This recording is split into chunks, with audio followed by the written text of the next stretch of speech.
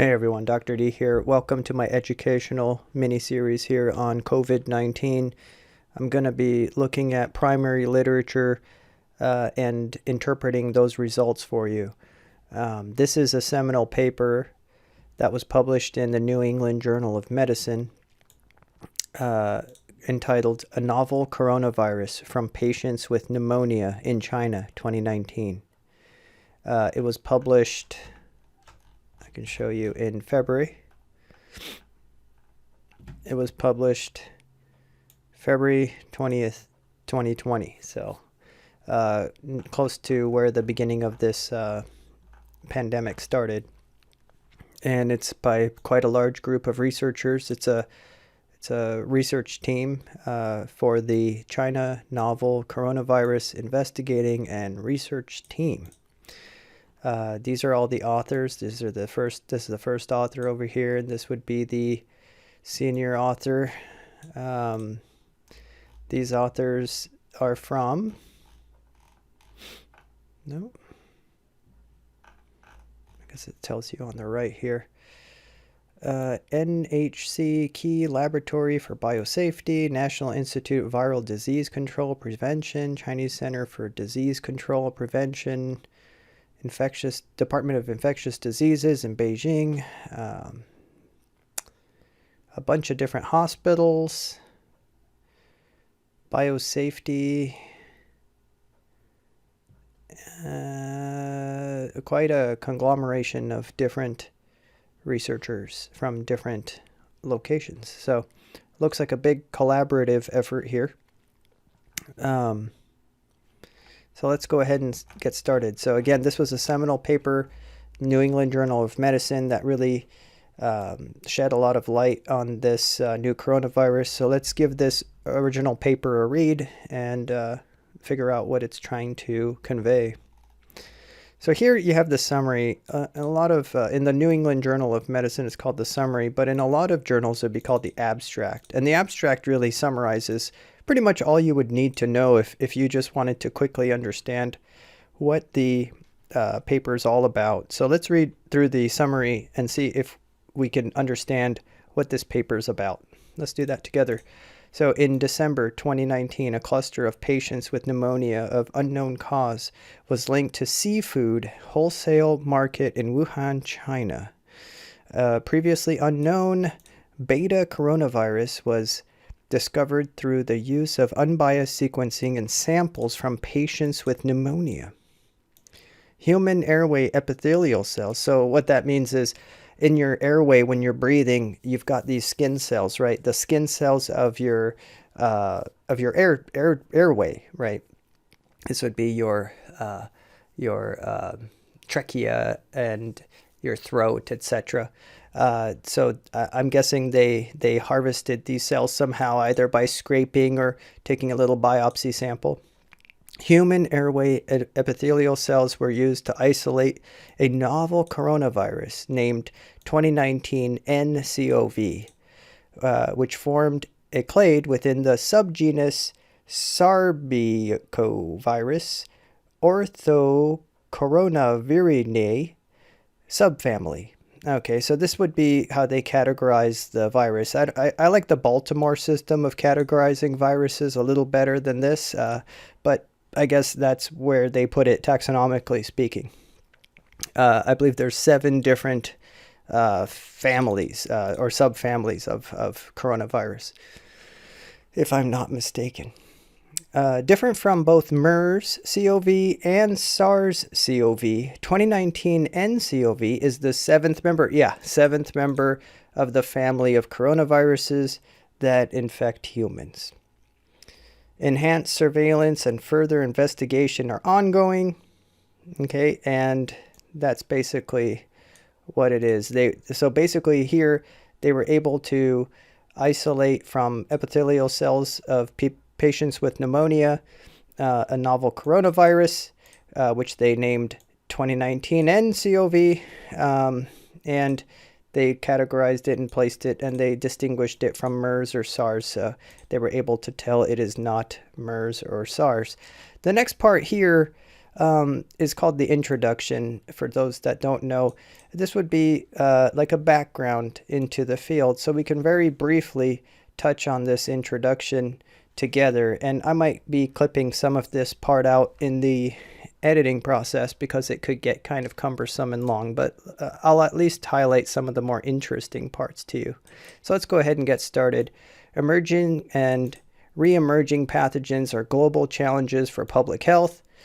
Coronaviruses are enveloped RNA viruses. So envelope means that the virus has a membrane around it, okay? And that's actually, one of the reasons why this virus can be destroyed so easily by soap. By the way, if you guys are wondering, like when you wash your hands with soap, how come that's so effective against the virus? Well, because enveloped viruses, they're really susceptible to hand washing because the soap actually breaks up that envelope. It breaks up the membrane of the cell. Also, RNA viruses, unfortunately for us, RNA viruses tend to mutate faster than DNA viruses, actually much faster than DNA viruses. For instance, the flu is a RNA virus, and that's why we're always coming up with new strains of the flu, and we always need a new flu shot because RNA viruses mutate quickly. And the reason they mutate quickly, in case you're curious, is because of the enzyme that copies the RNA genome. So an RNA virus has an RNA genome. That means they're not like you and me. You and me, our genome, right? If you talk about your genes that make up your body, the genes that make up your body are DNA genes, right? RNA viruses, they don't have a DNA genome. They have an RNA genome. And the enzyme that copies that RNA genome to make more of itself, it makes a bunch of mistakes. It doesn't have what's known as proofreading ability. So these what are called RNA polymerases, these are the enzymes that copy the RNA genome to make more RNA genome. Well, these are really poor enzymes. They make a bunch of mistakes. Whereas DNA polymerases have proofreading ability. So if they make a mistake, guess what? They could realize that they made a mistake. They could go back and excise the mistake and fix it, right? So DNA viruses tend to mutate far, far less than RNA viruses. A fun fact. All right, let's keep reading. So anyway, coronaviruses are enveloped RNA viruses. Enveloped RNA viruses that are distributed broadly among humans and other animals and birds, and cause respiratory, enteric, that means in your gut, enteric, hepatic, that means in your liver, neurological diseases, that means in your nervous system. Okay, so all of these are systems that can be attacked by various strains of coronavirus. 6 coronavirus species are known to cause human disease. 4 viruses are prevalent and typically cause common cold-like symptoms in immunocompetent individuals. Immunocompetent individuals. It doesn't say immunocompromised, it says immunocompetent. So this means like wild type or normal individuals? Pretty sure. The other 2 strains cause severe acute respiratory syndrome coronavirus, or it's called severe acute respiratory syndrome coronavirus. That's SARS. Oh yeah, SARS is called severe acute respiratory syndrome coronavirus. And Middle East respiratory syndrome coronavirus, MERS, are zoonotic. Zoonotic means they're from animals.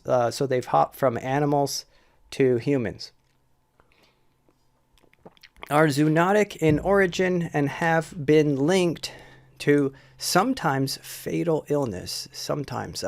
That's an understatement. I know that SARS causes a 10% death rate, whereas MERS a 30% death rate. So yeah, it's a little more than sometimes, but yes, it can cause death.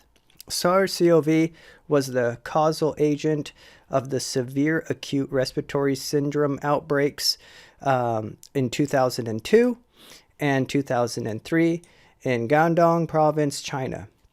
MERS-CoV was the pathogen responsible for severe respiratory disease outbreaks in 2012 in the Middle East. Given the high prevalence and wide distribution of coronaviruses, the large genetic diversity, and frequent recombination. You see, frequent recombination, that means lots of mutations because they have that RNA genome I told you about of their genomes, and increasing human-animal interference activities, aka wet markets. Novel coronaviruses are likely to emerge periodically in humans, owing to frequent cross-species infections and occasional spillover events. It's a very nice way of saying wet markets. In late December 2019, several local health facilities reported, this was December 2019, this is where the story started. In late December 2019, several local health facilities reported clusters of patients with pneumonia. So in 2019, December, pneumonia of unknown cause that were epidemiologically linked to a seafood and wet animal wholesale market in Wuhan, Hubei province, China. On December 31st, 2019, the Chinese Center for Disease Control and Prevention, China CDC, dispatched a rapid response team to accompany Hubei provincial and Wuhan city health authorities to conduct an epidemiologic and etiologic investigation. So basically to figure out what's the cause of the disease. They conveniently left out the part where they tried to hide all of this. All right, let's go back. We report the results of this investigation, identifying the source of the pneumonia. Clusters as described, a novel. So these guys were the ones that discovered the novel coronavirus detected in patients with pneumonia, whose specimens were tested by the Chinese CDC at an early stage of the outbreak. We also describe clinical features of the pneumonia in 2 of these patients. Okay, so they also talk about how the pneumonia manifests in 2 of the patients. That's going to be interesting to see, right? Let's see what those x-rays look like, right? So next, they have the methods. This is how scientists go about doing science. Like, how did they actually conduct their experimentation? So how did they do the viral diagnostics? How did they screen for the viral genomes, for instance, or for the presence of the virus? How did they isolate the virus? Remember, they said that they took the epithelial cells from the breathing from the respiratory tract of those epithelial cells from the respiratory tract of the patients, and then how did they inspect the virus? They used transmission electron microscopy, so probably to actually see the viral particles. Okay. And what else? And how did they I think they ended up sequencing the genome, the viral genome. So they release, I believe in this paper, the viral genome, which helped a lot because, having a genome sequenced allows other researchers to quickly jump on top and try to find, pharmaceuticals to help in the battle against this virus. Maybe find some drugs, some antiviral drugs against this virus. You need the viral genome to start doing that, really. So let's go down to the results. Okay, results are how they actually, did their experiments and what they actually saw in their experiments. Okay, so this is what they actually saw. All right, the patients. The patients were 3 adult patients which presented with severe pneumonia and were admitted to a hospital in Wuhan on December 27th, 2019. So they followed these 3 patients on December 27th, 2019. Patient 1 was a 49-year-old woman, patient 2 was a 61-year-old man, and patient 3 was a 32-year-old man. Clinical profiles were available for patients 1 and 2. Patient 1 reported having no underlying chronic medical conditions, but reported fever, temperature of 37 degrees to 38 degrees C, and cough with chest discomfort on December 23rd. Okay, so he had a cough with chest discomfort. 4 days after the onset of the illness, her cough and chest discomfort worsened. Okay, so it took 4 days, got worse, but the fever was reduced. A diagnosis of pneumonia was based on computed topographic CT scan. So they did a CT scan of her chest, and they diagnosed pneumonia. I think this is the radiograph here on the right, but we can check it out. Her occupation was retailer in the seafood wholesale market. Patient 2 initially reported fever and cough on December 20th, 2019. Respiratory distress developed 7 days after the onset of illness and worsened over the next 2 days. See chest radiograph figure 1. So this chest radiograph figure 1, let's look at figure 1. So here's figure 1. Okay, I'm not a doctor, so, well, not that kind of doctor, so I don't know what I'm looking at here, but let's see what they say. Let's see what they're saying. Figure 1. Shown are chest radiographs from patient 2 on days 8 and 11 after the onset of illness. The trachea was intubated. That means they put the breathing tube inside, and mechanical ventilation, so they use a ventilator, instituted in a period between the acquisition of the two images. Okay, so in the first image, you're not intubated. In the second image, you are intubated. I believe that's what that means. Bilateral fluffy, is that a technical term? Bilateral fluffy opacities are present in both images, but are increased in density, profusion, and confluence in the second image. These changes are most marked in the lower lung fields. Changes consistent with the accumulation of pleural liquid in the second image. So, okay, so in the lower part of the lungs, okay, here's the lower part of the lungs. Yeah, you see there's these fluffy perulations, and I'm guessing that means that the lungs are filling up with liquid, because I'm guessing this is air. You see air, how it's nice and dark, that means it's full of air, whereas here there's less air inside of the lungs. It's filling up with fluid, which is essentially what pneumonia is. Pneumonia is swelling and fluid buildup in the lungs, making it exceedingly difficult to breathe. You can imagine you're going to have a tough time breathing if, let's say, your lungs are full of water, right? And that's why you need the ventilator. Okay. So, chest radiographs. Interesting. All right. He had been a frequent visitor. Let's go back to this. He had been a frequent visitor to the seafood wholesale market. Patients 1 and 3 recovered and were discharged from the hospital on January 16th. So it took them, 2 weeks, more than 2 weeks to be dismissed from the discharged from the hospital. Patient 2, on the other hand, died. Okay, so this guy died on January 9th. So it only took him, wait, how many days? Okay, look at this.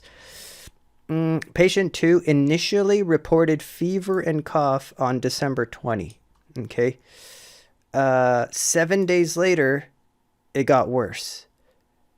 So that would be December 27th. And then pretty much 10, 11 days after that, he died. Okay, so that's pretty quick. That's pretty scary. You start feeling bad on December 20th. You start feeling really bad on December 27th. You're intubated, and then you die, even though you're on a ventilator. But your lungs basically lose all of their function because they're just full of liquid, right? So it's really bad. No biopsy specimens were obtained. Okay, so that's what happened with the 3 patients that they followed for this study. 1 died, 2 were released, but all of them felt pretty bad.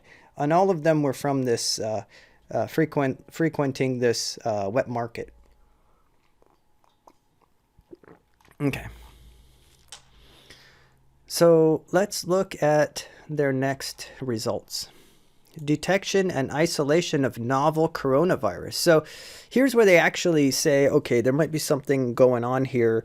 Let's see if we are dealing with a new player, like a new virus or something. So this is where they go about discovering that. So, okay, so how did they do it?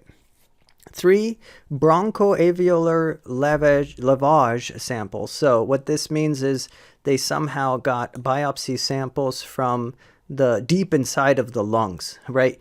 The bronchioles have the alveolar part of the bronchioles is at the tips. So I'm talking like deep in the lungs. Were collected from Wuhan Jinyintan Hospital on December 30th, 2019. No specific pathogens, including these ones and this one, were detected in clinical specimens from these patients by the RespiFinder Smart 22 kit. Okay, so I guess they have a kit that quickly identifies the respiratory virus that's causing your problem. And this was not one of the ones that are identified by this kit. RNA extracted from the fluid, so what they did was they isolated the RNA. Remember, these viruses have an RNA genome, right?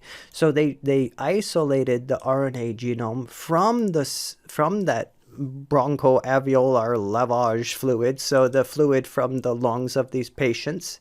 And they use that as a template to clone and sequence a genome using combination of Illumina sequencing and nanopore sequencing. So basically they sequenced the RNA genome.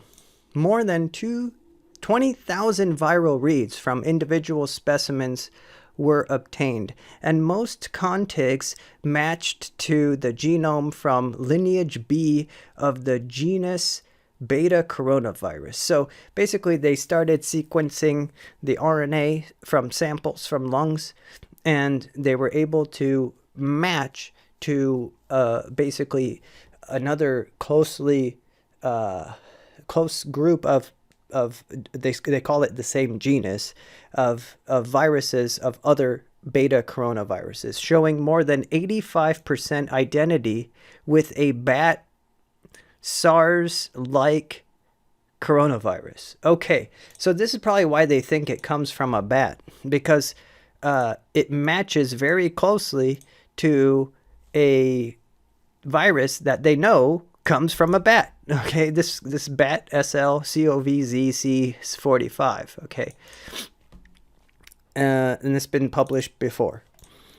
Positive results were also obtained with use of real-time RT-PCR assay for RNA targeting to consensus RDRP region of pan-beta CoV, although the cycle threshold value was higher than 34, blah, blah, blah. So what this means is they're trying to figure out how much RNA was found in these samples.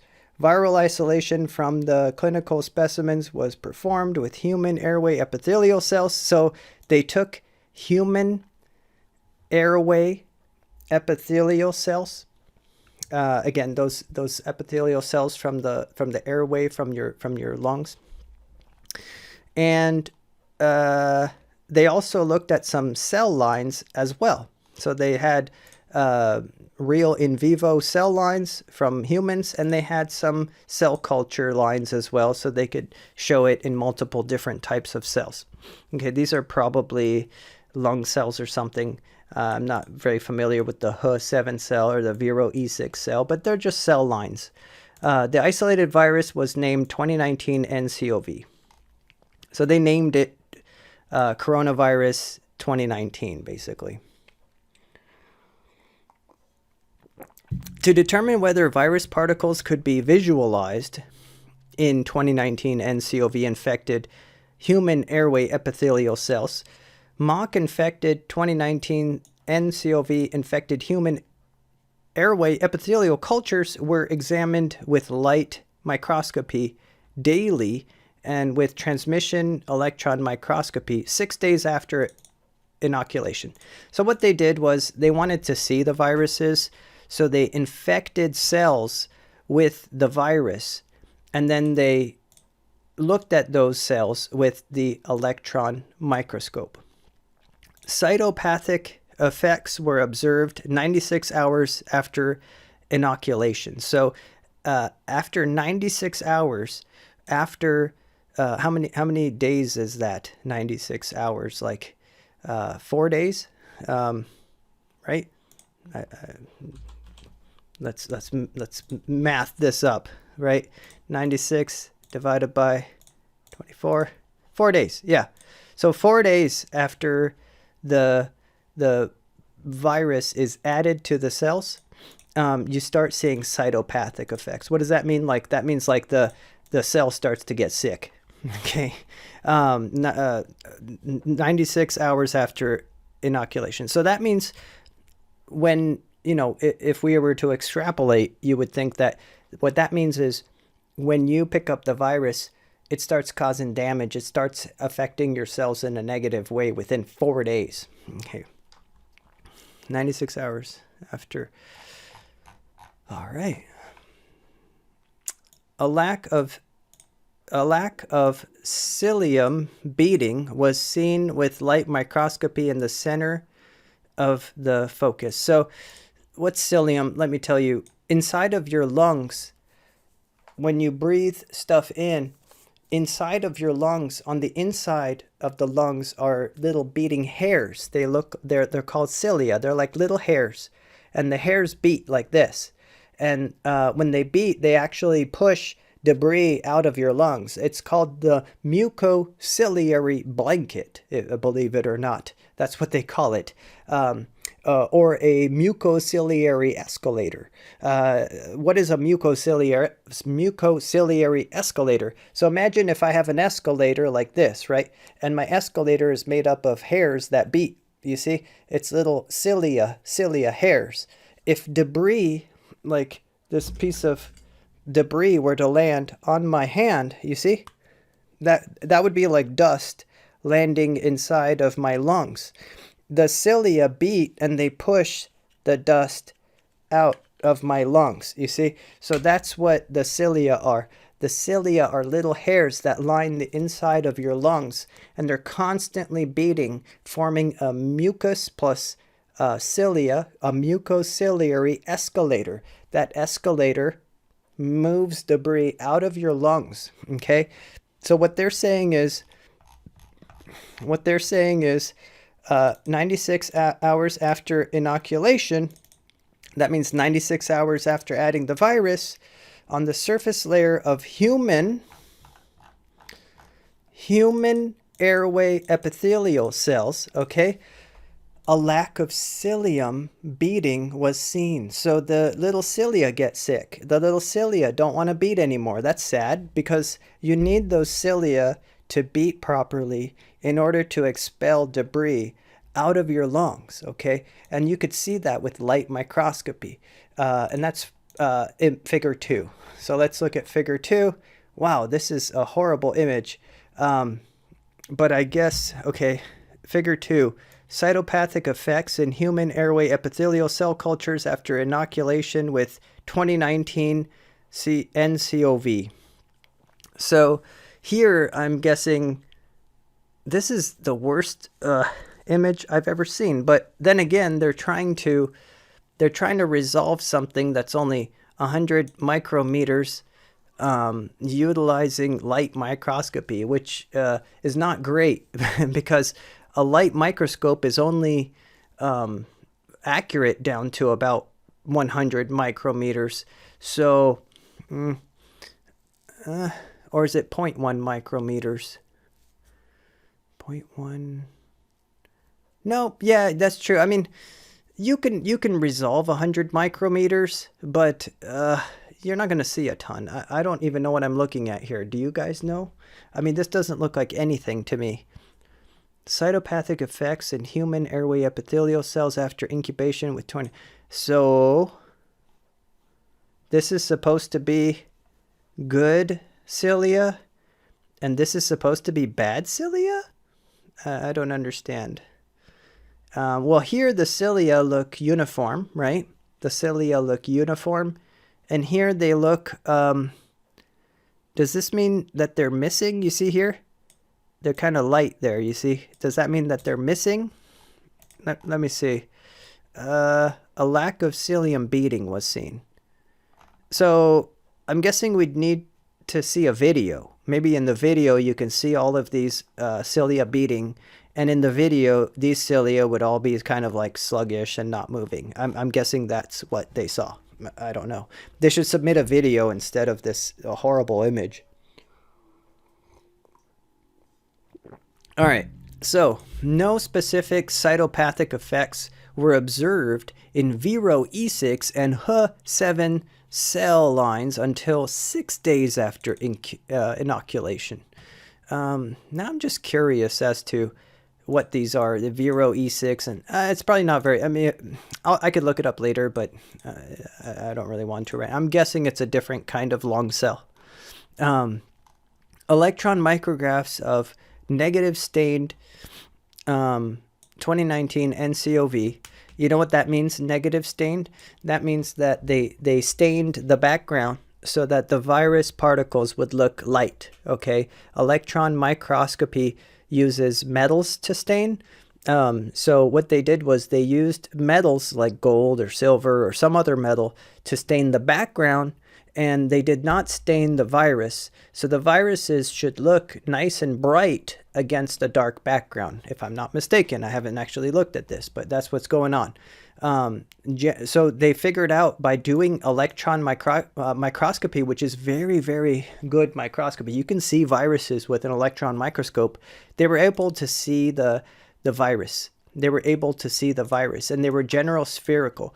And that makes sense that they were spherical. You know why? Because they're capsulated. They have a envelope. Remember, they've got a membrane around them. Viruses that are enveloped usually have a round shape to them, but not always. Like rabies looks like a little bullet, right? So that's kind of mind-blowing right there. Okay, so yeah. So here you've got this spherical with some pleomorphism. That means it's not a perfect circle. It's kind of like a blob. And what that means usually is that the envelope is loose. If the envelope was tight, then you'd have a particular shape. But if the envelope is loose, well, then it's pleomorphic. It's got kind of like a ripply effect to it, like a blob shape. Figure 3. Let's go look at figure 3. Ooh, now I want to see it. Ooh, look, figure 3. Here's the virus. Figure 3. Visualization of 2019 NCOV with transmission electron microscopy. So transmission electron microscopy is really cool. You could see really, really tiny structures down to the protein level or even to the molecular level. So you can see individual viruses here. And notice how it's negative stained. Remember I told you what negative stain means? Excuse me. The background is dark. The background is dark.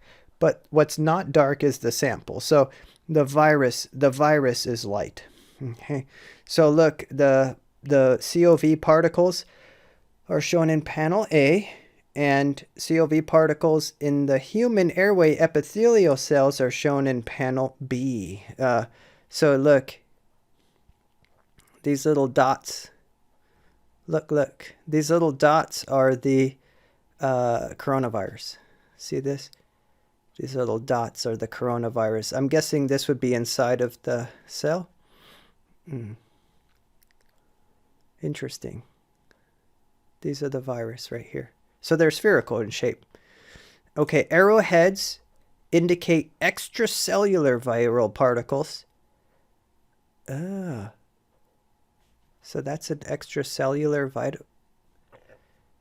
viral particle.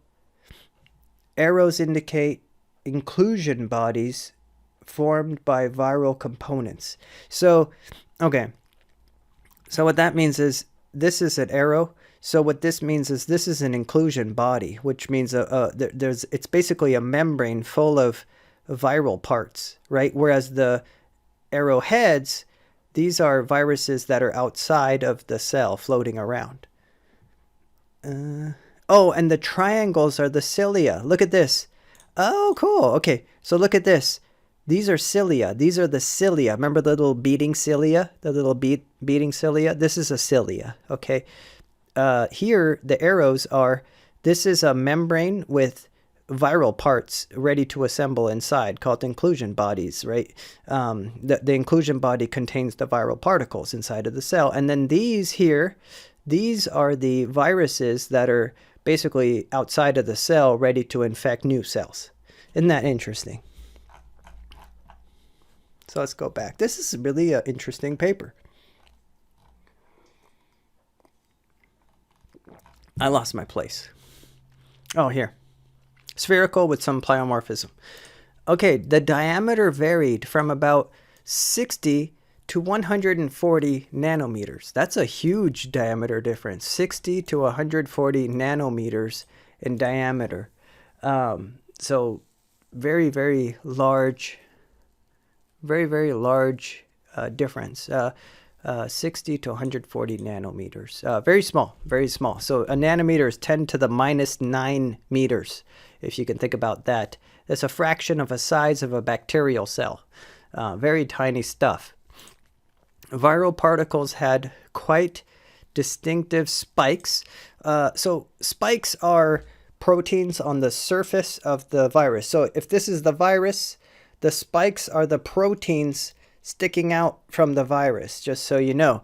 And they're about 9 to 12 nanometers big, these spikes, and give the virions, that means the viruses, an appearance of a solar corona. Solar corona. Solar corona. A solar corona. What does that even mean? I'm not familiar with a solar. I like how their example is something I have no idea about. Solar corona. Ooh, that's really cool. Look at this. So what they're saying is, this is a solar corona, like this. These are like that. So a virus, the virus has this this kind of look to it, a solar corona look. Very interesting stuff. And the reason you have the corona-like structure, these things sticking out, is because the spikes, those little proteins that stick out of the surface, give it that corona look, I guess.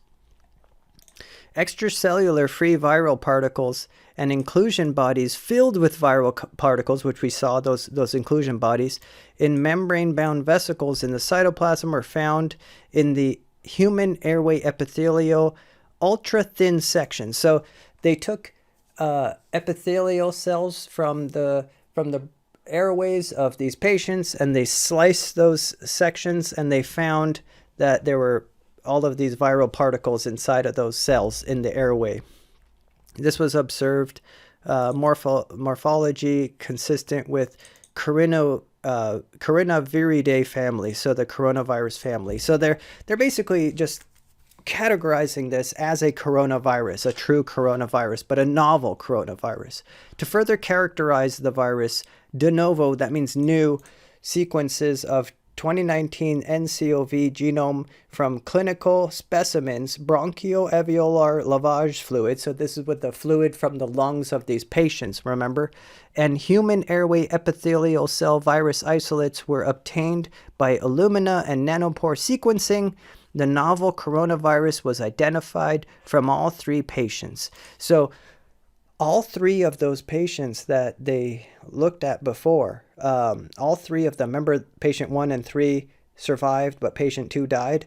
Well, all 3 of them, they were able to sequence this viral genome. They were able to sequence the same RNA genome.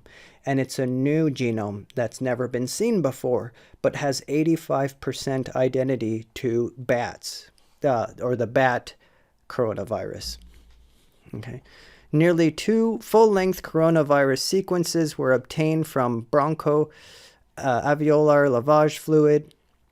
Okay, so they got full-length sequences of the genome, and 1 full-length sequence was obtained from a virus isolated from a patient. Okay, complete genome sequences of the 3 novel coronaviruses were submitted to GISAID. And so basically we have access now, scientists have access to the full genome of the virus, which is good, again, because now we can start to try to make therapeutics against the virus. All right, what's going on here? Okay, and again, these have an 86.9% nucleotide sequence identity to previous published bat SARS. So again, this is why they think that the coronavirus came from bats, because it has 86.9% sequence identity to a known bat SARS like CoV coronavirus. Okay, the three 2019 nCoV genomes clustered together within the Sarbecovirus subgenus. So again, that's where they categorized this new virus. They placed it in this subfamily, which shows a typical beta coronavirus organization. A 5'. So what they're saying is the genome has a very typical beta coronavirus organization. It has a 5' untranslated region, replicase complex, S gene, E gene, M gene, N gene, and a 3' untranslated region. If that's fancy, what that means is those are the sequences on the genome. So the genome has a 5' untranslated region, a 3' untranslated region, and then it's got certain genes. It's got a replicase gene, an S gene. I think the S gene is one of its spike genes. It's got an E gene, the M gene, and the N gene. So it doesn't have a ton of genes, okay? And several unidentified non-structural open reading frames. So DNA that they don't really totally understand. Although 2019 nCoV is similar to some beta coronaviruses detected in bats, Figure 4, okay, so Figure 4 is going to be like coronavirus from bats, or the genome of coronavirus from bats. It is distinct from SARS-CoV and MERS-CoV. So it's not SARS, it's not MERS, it's actually much more like bat-CoV, bat coronavirus. The three 2019 nCoV coronaviruses from Wuhan, together with two bat-derived SARS-like strains, NZC45 and ZXC21, form a distinct clade. SARS-CoV strains from humans and genetically similar SARS-like coronaviruses from bats collected from southwestern China formed another clade within the subgenus Sarbecovirus. Since the sequence identity in conserved replicase domains ORF1AB is less than 90% between 2019 nCoV and other members of beta coronavirus, the 2019 nCoV, the likely causative agent of the viral pneumonia in Wuhan, is a novel. So basically, all this evidence is to show that the new coronavirus is a novel.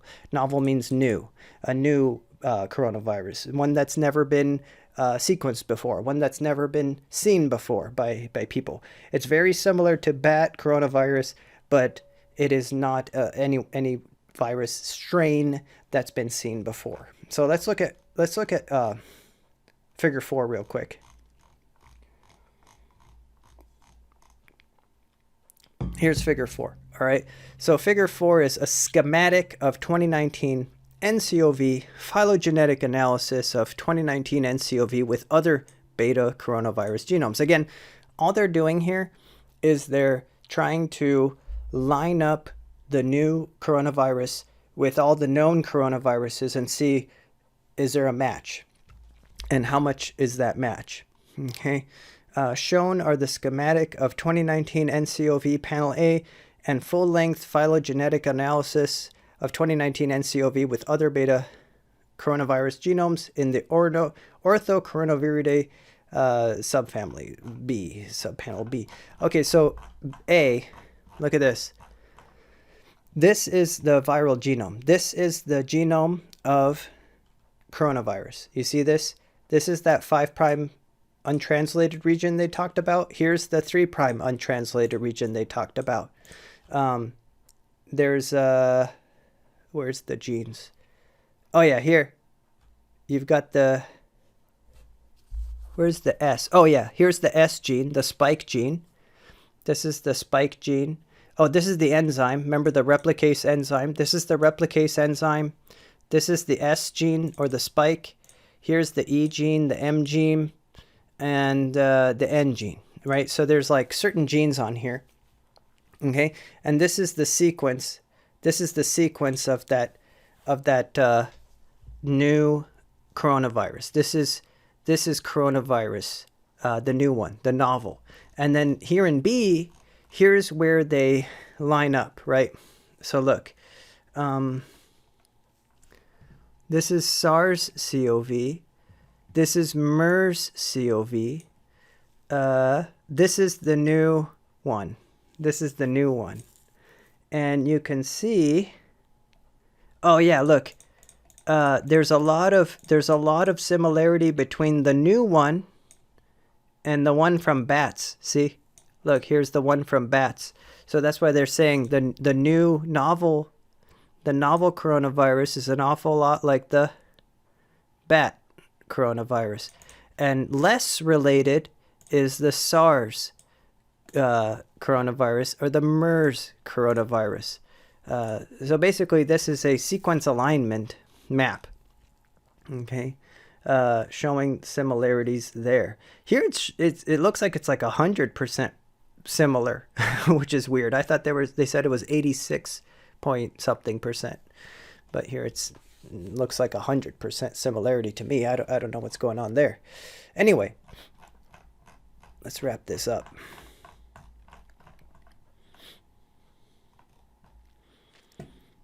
Okay, so yeah, discussion. Discussion means we've shown you all our evidence. We've shown you everything we got. Now we're going to discuss it. We're going to discuss the implications. Okay, so discussion. What did they do? We report a novel coronavirus called coronavirus nCoV that was identified in hospitalized patients in Wuhan, China, 2019, December, and January 2020. Evidence for the presence of this virus includes identification of bronchoalveolar lavage. Remember, that was the fluid they got from the lungs. From 3 patients by whole genome sequencing, they got the fluid from the patients in the hospital. They then sequenced the RNA genome so they could figure out the genome of those RNA viruses. Remember, they don't have DNA inside. They have RNA sequences. They then use the PCR and culture. Those are the techniques they used to figure all this out. The illness likely to have been caused by this CoV was named novel coronavirus infected pneumonia, NCIP.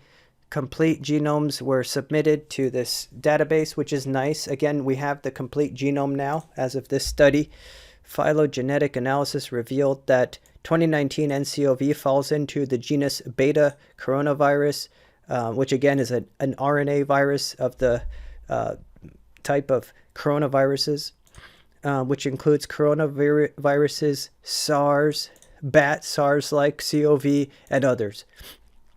Discovered in humans, bats, and other wild animals.